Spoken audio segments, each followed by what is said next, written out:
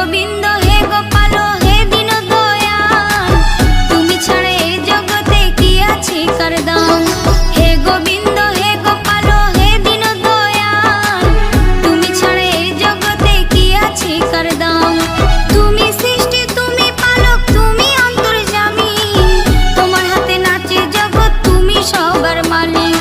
তুমি সৃষ্টি তুমি পালক তুমি অন্তর্যামী, তোমার হাতে নাচে জগৎ তুমি সবার মালিক।